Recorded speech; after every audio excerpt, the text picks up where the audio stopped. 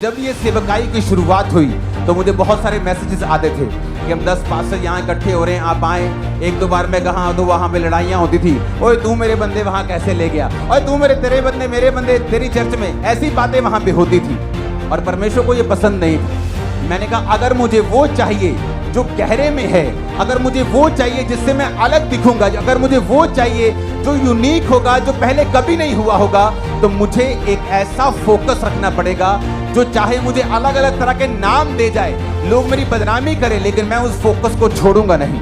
क्या हुआ, मैंने अपने आप को अलग किया। मेरी प्रार्थना का समय, बाइबल का समय, वर्शिप का समय, हर एक चीज का एक समय था। उस समय पर मैं बैठता था, सेवा करने का एक समय था, फालतू चीजें के लिए कोई समय नहीं था। पूरा 100% फोकस परमेश्वर के ऊपर था।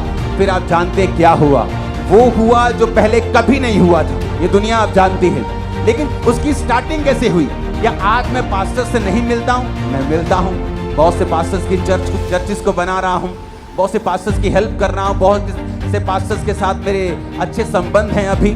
लेकिन उस समय अगर मैं ऐसे संबंधों को अपनी आत्मिकता के प्राइस के ऊपर बनाने की कोशिश करता, तो आज मैं वहीं होता जहां वो है। मैं किसी की हेल्प ना कर पाता, किसी के साथ ना जा पाता, आज इतने बड़े बड़े कार्य मैं नहीं कर पाता।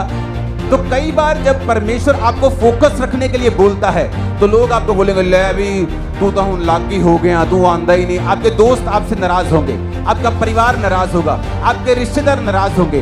पर आपको ये डिसाइड करना है कि आपको क्या वो चाहिए, कि जो बंधन आपके परिवार में सालों से है, जो गरीबी का, जो बीमारी आपको सालों से नहीं छोड़ के जा रही, क्या वो रिश्तेदार, क्या वो दोस्त आपको उस बीमारी से आजाद कर सकते हैं? नहीं।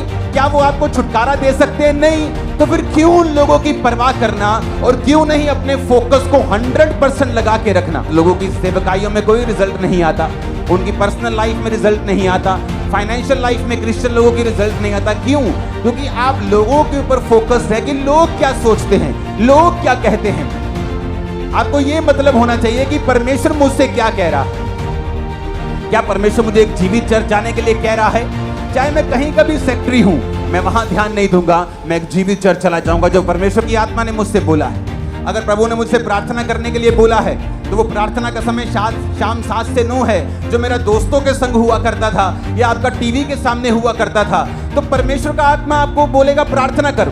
जब आप वो समय प्रार्थना में लगा देंगे, फिर आप ये साबित करेंगे कि आप गहरे में जा रहे हैं। और जब आप गहरे में जाएंगे, फिर इतनी मछलियां होंगी, इतनी बरकत होगी कि आपको लोगों को इनवाइट करना पड़ेगा अपनी ब्लेसिंग्स में। जिस तरह पतरस ने अपने दोस्तों को इनवाइट किया कि आ जाओ, इतनी मछलियां कि मेरी नाव टूटने लगी, भरने लगी, जाल फटने लगे।